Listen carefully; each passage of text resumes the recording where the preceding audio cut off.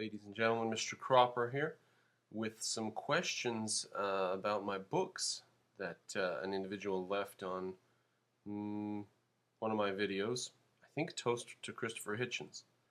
First of all, how many books do I have? What you see behind you is approximately half of them because it's a row of bookcases back to back, so there are as many on the other side.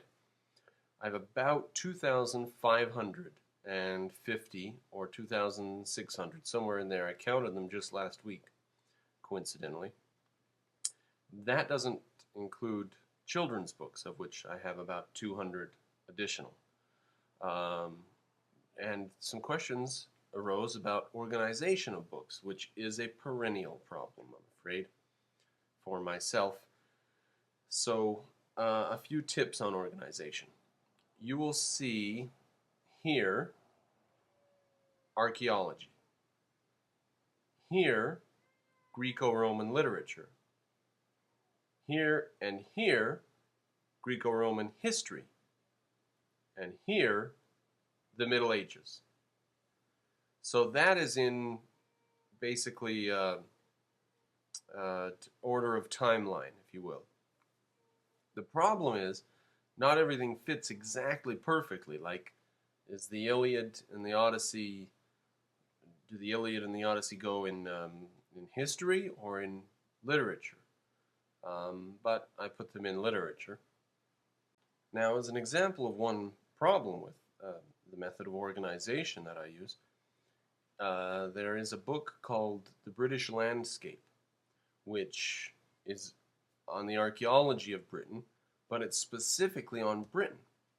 And I have a whole section for British history. So do I put the British Landscape book in British history or in archaeology? Now, in a real library, they solve this problem by having card catalogs and cross-references. And in a real library, you would have cross-references in the card catalogs, and you might even have multiple copies of books if they are applicable to different areas. I don't have that luxury in my library, but that just goes to show you that you cannot figure out some perfectly platonic way to organize your books that will avoid these problems. But continuing with the organization here, so that's the Middle Ages, and then next you would expect something like up here, the Renaissance, and that's what we have up here, here, and here. Then going here and here, British history. Then starting up here, American history. And that goes on to there, or maybe there. Yeah, clear down to there. Then down here we have very modern American history. Up at the top, colonial American history. In the middle, more modern, 1800s. Then the Civil War is on this row. Then really modern American history from World War I on up there. Continuing to here and here, there's a couple of books on FDR right there. And then this shelf goes into medical books. What's that? Post-World War I. These are medical books, not applicable to history. So at some point it just, then on the other side I have European history and French history, history of philosophy, history of wars as such. So I've got a shelf here for Civil War, for the American Civil War, but then wars as such on a larger shelf on the other side. World War I and II and Vietnam and Korea and all the other wars. There's a problem there as well. The Opium Wars is a book that I have about British history. And do I put that in the wars section or the British section? So I went ahead and put that in the British section in my case.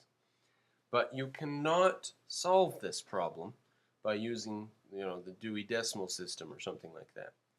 You cannot solve this problem just by deciding on a case-by-case basis, because here's what will happen. I'll be going through my books, looking through them for a book or something, or just perusing, and I'll come across a book that's completely out of place. I'll be like, why?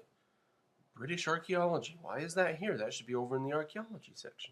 And I'll take it around to the archaeology section. And then months later, I'll see it there, and I'll be like, what the hell's that doing here? It should be in the British section. So you're never going to be happy with your organization, especially if you have an exceedingly large number of books. And beware the miscellaneous category. You'll find that you have, at one point I had 3 books on medical literature, so I just put that in the history of science, because I had 50 or 70 books on science and 3 on medicine. Now I have like 12 or 15 books on medicine, and that's enough for them to get their own half shelf. So you'll as the number of books you have grows, your miscellaneous category will wax and wane, as it were, as you create more categories. But you'll always have this miscellaneous category, which at any given time, as Richard Dawkins says in one of his books, what is it? I think it's The Blind Watchmaker. He says, the problem with miscellaneous categories is that they tend to grow, right? You've just got a few books that just don't fit anywhere, and you put a miscellaneous stack there. Pretty soon your stack's tall enough that you have to sort it out and say, well, this can go here and that can go there. And there's no happy way to solve that.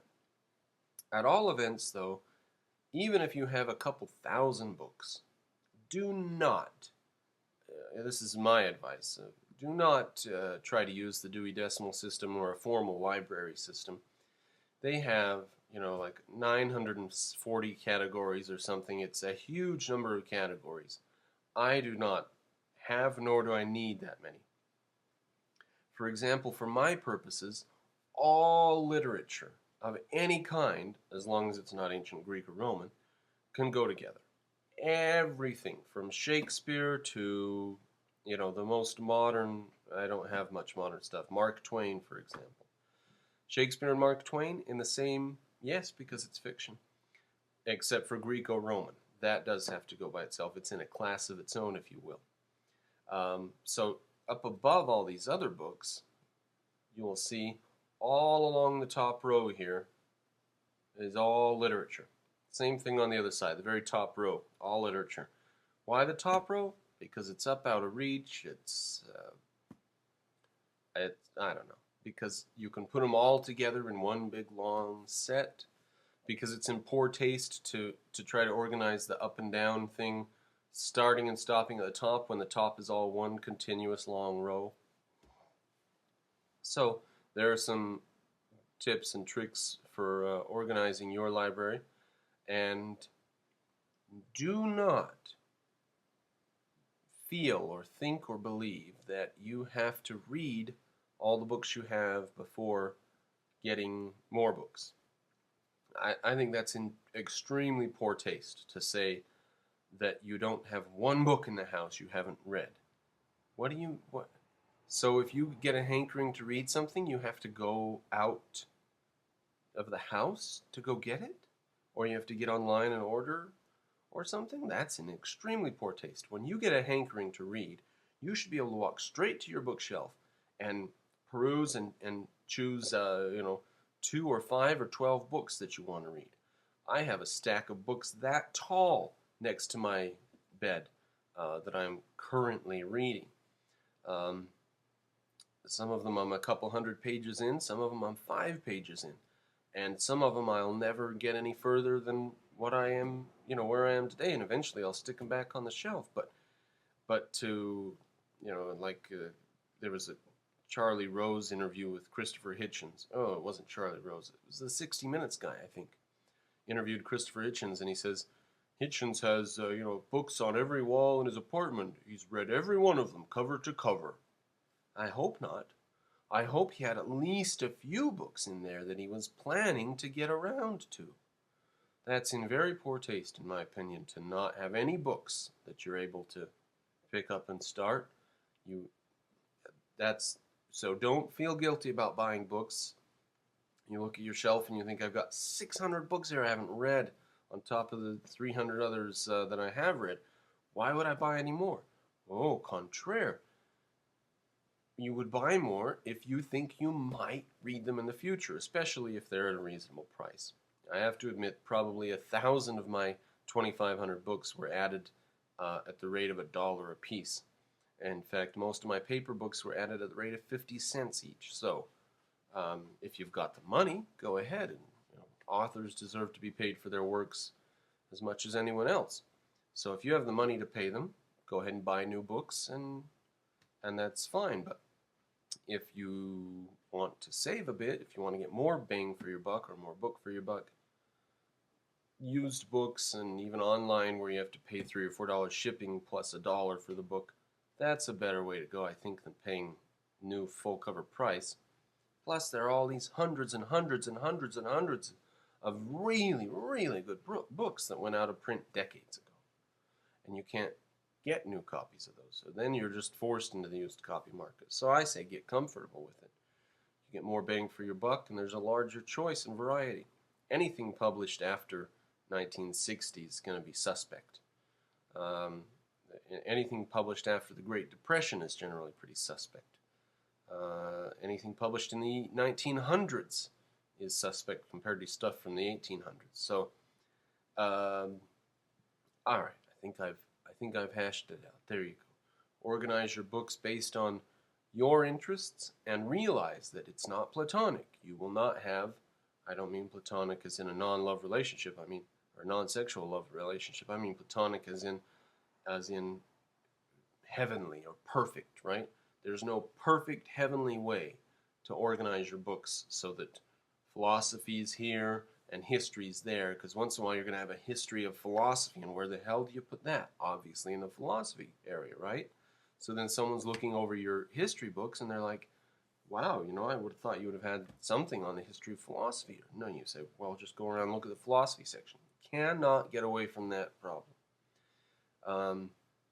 And avoid trying the Dewey Decimal System or anything like that, because it really is for large professional library situations, not for home libraries. There's no perfect way to do it. You just have to grit your teeth and do the best that you can and come up with the best system for your set of books. And then reorganize them when you make a big purchase.